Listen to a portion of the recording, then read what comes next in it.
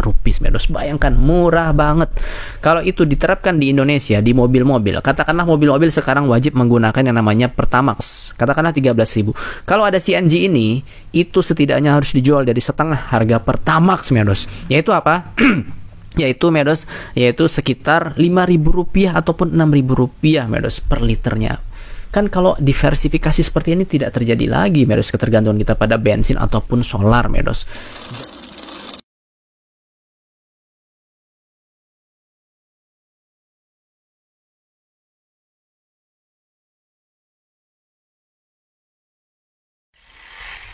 Halo Merdos, Assalamualaikum warahmatullahi wabarakatuh. Bertemu lagi dengan saya Muhammad Agus Aufia di channel YouTube ini. Semoga Merdos semuanya dalam keadaan sehat walafiat, diberikan kebaikan, keberkahan, serta kebahagiaan dalam menjalani hari ini dan juga hari-hari ke depan. Dan Merdos, pada kesempatan kali ini kita ingin membahas salah satu isu yang cukup hangat yang ramai diberitakan di pemberitaan nasional di Indonesia, yaitu kasus korupsi yang baru saja diungkap oleh Kejaksaan Agung, yaitu kasus korupsi Pertamina. Di mana Merdos, kasus ini diperkirakan merugikan negara hampir 1.000 triliun. Bayangkan setiap tahunnya kerugian yang dimiliki negara yaitu mencapai 193,7 triliun, dan kata Jaksa Agung ini sudah berlangsung selama 5 tahun, yaitu dari tahun 2018 sampai 2023. Kasusnya seperti apa? Yaitu kasusnya adalah penyalahgunaan impor dan juga Merdos yaitu bisa dikatakan pengoplosan di mana Pertamax yang dijual dengan harga tinggi tidak memiliki kandungan yang sesuai standarnya, alias itu diduga sebenarnya adalah memiliki RON yang setara dengan Pertalite Merdos. Sungguh menyayat hati tentunya dengan kasus ini. Tapi kita tidak ingin membahas lebih jauh terkait kasus ini karena tentu saja masih harus dibuktikan, dan saya ingin fokus terkait bagaimana sih caranya agar tidak terjadi lagi penyalahgunaan BBM di Indonesia, khususnya dalam perspektif di India Merdos. Oke, tanpa panjang lebar, yuk ikuti video berikut. Jikalau kita ingin coba menganalisis secara umum apa saja sih potensi ataupun celah penyalahgunaan BBM di Indonesia, itu Merdos setidaknya kita menemukan 3 permasalahan di sini. Yang pertama Merdos, yaitu monopoli impor, yang mana itu dilakukan oleh Pertamina. Jadi bisa dikatakan nggak ada lagi perusahaan-perusahaan, apalagi swasta ataupun mungkin BUMN yang bisa melakukan impor minyak kecuali Pertamina Merdos. Dan sebagai importir tunggal BBM Merdos, ini berarti tidak ada mekanisme persaingan dalam pengadaan minyak di Indonesia, baik itu minyak mentah ataupun BBM itu sendiri Merdos. Dan tentu saja ini membuat minimnya transparansi dalam proses impor yang menciptakan potensi manipulasi harga Merdos dan inefisiensi rantai pasokan dari BBM itu sendiri. Nah, ini adalah poin yang pertama. Poin yang kedua yang menjadi celah penyalahgunaan adalah yaitu pengawasan internal yang lemah. Penyimpangan dalam distribusi BBM seperti dugaan blending seperti yang tadi saya sebut, yaitu pengoplosan, di mana BBM yang berkualitas rendah dicampur dengan kualitas tinggi lalu dijual dengan harga yang lebih mahal. Nah, ini menjadi permasalahan, yaitu sekali lagi dalam aspek pengawasan internal dari kualitas BBM itu sendiri. Ini menunjukkan ada kelemahan di aspek pengawasan. Yang ketiga, celah dari penyalahgunaan BBM di Indonesia adalah Merdos subsidi yang tidak tepat sasaran. Ini sebenarnya sudah saya bahas sebelumnya Bayangkan Merdos, setidaknya dari data Kementerian ISDM itu ada 60% subsidi BBM ini tidak tepat sasaran, alias dinikmati oleh ekonomi menengah ke atas Dan dengan subsidi ini pun juga ini tentu saja juga meningkatkan kerawanan dari yang namanya penyalahgunaan itu sendiri. Karena kita masih sangat tergantung dengan bahan bakar seperti bensin dan juga solar itu sendiri Merdos. Jadi setidaknya 3 poin inilah yang menjadi celah kenapa ini bisa terjadi di Indonesia Merdos. Nah, saya ingin langsung saja menyampaikan apa sih yang kita bisa pelajari dari India dalam proses pengelolaan BBM di India itu sendiri, sehingga mengurangi dari penyalahgunaan dari BBM itu sendiri.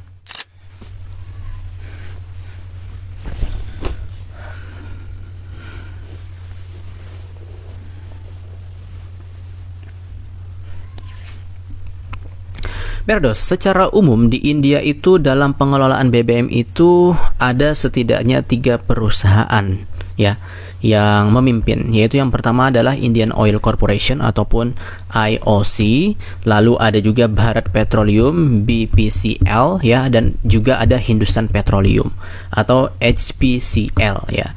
Dan saya ingin menyampaikan ya beberapa keunggulan yang dimiliki oleh India dalam pengelolaan BBM itu sendiri. Yang pertama, Meados, sangat jauh berbeda dengan di Indonesia ya. Tender ya itu dilakukan terbuka dalam hal impor BBM yang ada di India, Meados. Alih-alih di India mengandalkan hanya satu BUMN ya layaknya di Indonesia seperti misalnya Pertamina saja, India menerapkan sistem tender terbuka gitu ya untuk melakukan impor BBM, sehingga ya berbagai perusahaan itu dapat berkompetisi dalam pengadaan minyak mentah. Dan dalam hal ini juga ini mencegah terjadinya monopoli serta, Meados, kalau kita sudah buka tender pasti ya pemerintah itu akan memilih harga yang paling kompetitif, bukan harga yang justru kebalikan mahal gitu, Meados ya. Nah, ini adalah keunggulan yang pertama yang dimiliki oleh India, yaitu tender terbuka. Tentu saja ini jauh berbeda dengan yang terjadi di Indonesia. Nah, ini poin yang pertama. Poin yang kedua, keunggulan yang ada di India, Meados, yaitu sistem dynamic pricing, yaitu pelaksanaan harga BBM itu mengikuti harga pasar minyak dunia, Meados ya. Dengan India menerapkan sistem dynamic pricing ini, di mana harga BBM itu diperbaharui di setiap harinya. Jujur, Meados, ini benar-benar terjadi waktu saya di India, Meados ya. Walaupun fluktuasinya tuh nggak terlalu tinggi, 1 rupiah, 2 rupiah, 3 rupiah sampai 5 rupiah ya. Kalau 1 rupiah 200 rupiah, jadi kenaikan itu kurang lebih segitu gitu, dari 200 sampai misalnya 1.000 rupiah gitu ya. Tapi dengan sistem ini, Meados ya, resiko spekulasi harga itu dapat diminimalkan dan distribusi BBM itu juga terjadi lebih efisien. Kalau di Indonesia kan enggak, Meados. Harganya itu udah pasti gitu, nggak akan berubah ya, karena subsidi itu sekali lagi gitu. Dan subsidi itu sekali lagi ya harganya udah pas ya, pasti Pertalite ya 10.000. Pasti kalau Pertamax ya kalau nggak salah berapa, 12.500 atau 13.000 gitu ya. Itu tidak terjadi di India, Meados ya. Sehingga orang yang ingin melakukan penyalahgunaan, mereka sudah tahu harganya dan mereka ingin mencari keuntungan sebesar-besarnya melalui, Meados, harga subsidi itu sendiri. Nah, ini yang sangat berbahaya ya dari celah penyalahgunaan itu sendiri. Nah, ini yang ketiga, Meados ya, adalah di India ini menggunakan sistem digitalisasi distribusi BBM dengan RFID dan juga QR code. Maksudnya seperti apa? Jadi di India ini mengadopsi sistem radio frequency identification dan juga QR code dalam distribusi BBM. Jadi, Meados, truk pengangkut BBM itu wajib menggunakan RFID ini untuk melacak pergerakan mereka dari kilang sampai ke SPBU, Meados. Sementara QR code ini digunakan untuk memastikan BBM yang diterima itu, Meados, sesuai dengan standar RON-nya. Mungkin ada yang 92, 95, 98 gitu ya. Bahkan konsumen ini bisa langsung melihat ataupun memindai dari QR code di SPBU untuk memverifikasi ya kualitas dari BBM yang mereka beli. Nah, langkah ini digunakan ya tentu saja untuk pencegahan pencampuran BBM ilegal, kebocoran distribusi serta penyalahgunaan subsidi yang tentu saja ini menjadi masalah besar di Indonesia, Meados. Nah, selanjutnya, Meados, yang keempat, Meados ya, yang saya pikir ini juga sangat bagus ya untuk bisa diadopsi di Indonesia, Meados, adalah apa?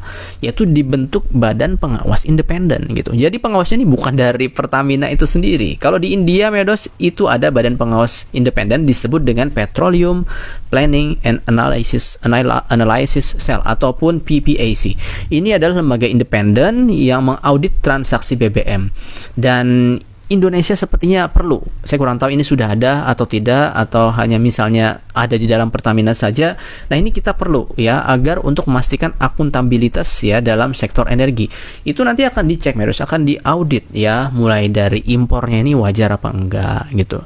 Oh, ini kualitas BBM-nya bagus apa enggak, apakah terjadi kebocoran, bahkan sampai tentu saja apakah terjadi di situ praktik-praktik penyalahgunaan ataupun korupsi itu sendiri, Meados. Nah, itu adalah ya keunggulan yang keempat. Keunggulan yang kelima, Meados, skema ya transfer langsung ke penerima subsidi itu sendiri. Jadi ya subsidinya nih misalnya per bulan untuk beli BBM untuk rakyat kecil itu dikasih 300.000, yaitu ditransfer 300.000 per bulan langsung ke rekening. Jadi uang tersebut dia gunakan untuk membeli BBM gitu ya. Jadi subsidinya itu dalam bentuk transfer langsung, tidak di Pertamina gitu, yang mana yang beli kita nggak tahu ini orangnya mampu atau enggak gitu ya. Itu adalah kekurangan yang ada di Indonesia. Nah inilah Medos yang juga ya memastikan, yang menghentikan kebocoran subsidi dan memastikan ya subsidi BBM itu benar-benar diterima oleh orang-orang yang berhak Medos. Yang selanjutnya Medos, ini kalau nggak salah yang keenam Medos ya, yaitu percepatan pembangunan kilang domestik. Ya Medos, kita tahu ya konsumsi BBM di Indonesia itu kalau nggak salah mencapai 1,2 juta ya per hari. Sementara ya untuk kapasitas produksi kilang kita itu hanya 1,1 juta Medos barrel per hari gitu ya. Ini ada defisit. Dan kita itu harus membangun Medos ya, setidaknya kapasitas kilang baru itu sekitar 360.000 barel per hari. Dan ini juga ya untuk menghentikan ya impor yang terlalu berlebihan ya, alias kita bisa menekan impor dari yang namanya penambahan kilang minyak ini. Ya saya pikir harus kita melakukan penambahan kilang minyak ini untuk menghentikan impor yang ya itu bisa menjadi celah dari korupsi itu sendiri. Selanjutnya Medos, yang ketujuh ya, ini saya pikir yang terakhir ya, kita harus melakukan diversifikasi energi kendaraan ya yang ada di Indonesia. Di India Medos itu sudah nggak tergantung dengan yang namanya bensin ataupun solar. Di India sudah banyak yang menggunakannya, yaitu Medos compressed ya natural gas ataupun CNG, bahan bakar gas gitu. Mobil bensin, mobil diesel itu bisa menggunakan bahan bakar gas Medos ya. Saya sudah melihatnya langsung, tabung gasnya besar, ditaruh di bagian belakang bagasi mobil, dan itu harganya 2 kali lebih murah. Katakanlah harga bensin di India itu mencapai Rp20.000. Kita bisa dapat CNG itu di harga yang jauh lebih murah, yaitu sekitar Rp7.000 ataupun Rp35 Medos. Bayangkan, murah banget. Kalau itu diterapkan di Indonesia di mobil-mobil, katakanlah mobil-mobil sekarang wajib menggunakan yang namanya Pertamax, katakanlah 13.000. Kalau ada CNG ini, itu setidaknya harus dijual dari setengah harga Pertamax Medos. Yaitu apa? Yaitu Medos, yaitu sekitar Rp5.000 ataupun Rp6.000 Medos per liternya. Kan kalau diversifikasi seperti ini tidak terjadi lagi Medos ketergantungan kita pada bensin ataupun solar Medos. Dan ditambah lagi dengan kendaraan-kendaraan listrik, silahkan kalau yang bisa beli gitu ya. Tentu saja sekarang memang harganya ya ada yang rata-rata masih mahal gitu ya. Nah tapi dengan pemerintah itu mencanangkan penggunaan CNG ataupun bahan bakar gas, ini sangat-sangat efisien dan juga ramah lingkungan Medos. Nah jadi itulah beberapa poin yang setidaknya bisa kita tirulah dari India Medos. Kalau seperti ini terus saya sangat prihatin ya, semuanya bahkan ya sangat sedih. Tentu saja bahkan marah ya, dengan kejadian-kejadian seperti ini, dan saya harap kita apresiasi Kejaksaan Agung dan juga Presiden Prabowo, semoga bisa ya kasus ini tidak hanya diadili, tetapi bagaimana sistem dan juga mereka yang memiliki wewenang di Pertamina bisa memperbaiki sistem yang ada Medos. Oke, demikian dari video saya kali ini, kurang lebihnya mohon maaf, semoga bermanfaat. Kalau ada yang kurang bisa ditambahkan di kolom komentar, kalau ada masukan juga bisa disampaikan. Wa syukran firman Lengge. Assalamualaikum warahmatullahi wabarakatuh. Bersama saya Montagi Sofia dari Kota Malang, Jawa Timur, Indonesia. Dadah Medos. Allah Hafiz.